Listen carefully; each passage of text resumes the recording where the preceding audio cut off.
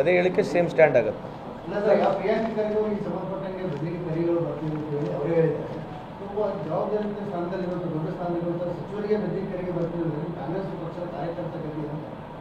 ಅಲ್ಲ, ಬೆದರಿಕೆ ಬಂದರೆ ಏನಾಗಿದೆ ಐತ್ರಿ? ಈ ಕಾರ್ಯಕರ್ತರಿಗೆ ಈಗ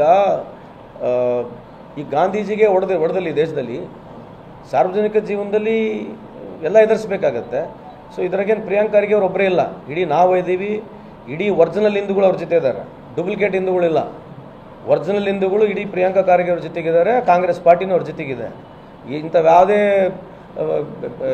ಬೆದರಿಕೆ ಬಂದರೂ ಕೂಡ ನಾವೇನು ಎದುರಂಗಿಲ್ಲ ಅಂತ ಹೇಳಲಿಕ್ಕೆ ಇಚ್ಛೆ ಬಯಸ್ತೇನೆ.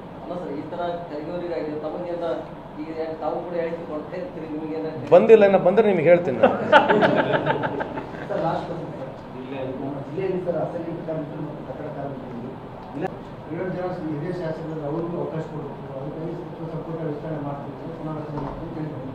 ಇರ್ಬೋದು, ಮಾಡ್ಬೋದು.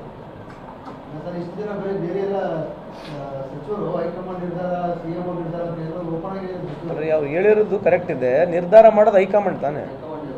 ಅವ್ರು ಹೇಳಿರ್ತಕ್ಕಂಥದ್ದು ನಾನು ಕೂಡ ಹೇಳ್ತೀನಿ, ಯಾವುದೇ ಒಂದು ಸರ್ಕಾರ ಬಂದ ಮೇಲೆ ಸಚಿವ ಸಂಪುಟ ಕ್ಯಾಬಿನೆಟ್ ಎಕ್ಸ್ಪಾನ್ಷನ್ ಆಗೋದು, ರೀಶಫಲ್ ಆಗೋದು ಸಾಧ್ಯ ಇದೆ. ಹಾಗೆ ಆಗುತ್ತೆ ನಮ್ದು ಕೂಡ.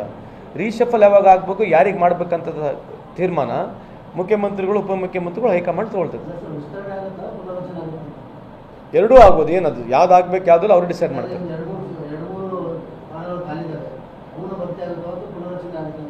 ಅಲ್ಲ, ಇದನ್ನು ಏನೇ ಮಾಡಿದ್ರು ಎಕ್ಸ್ಪಾನ್ಷನ್ ಆಗಿರಲಿ, ಪುನರ್ರಚನೆ ಮಾಡಬೇಕಾಗಿದ್ದರೆ ಹೈಕಮಾಂಡೇ ಡಿಸಿಷನ್ ತಗೊಳುತ್ತೆ, along with CM and DCM. ಯಾವುದು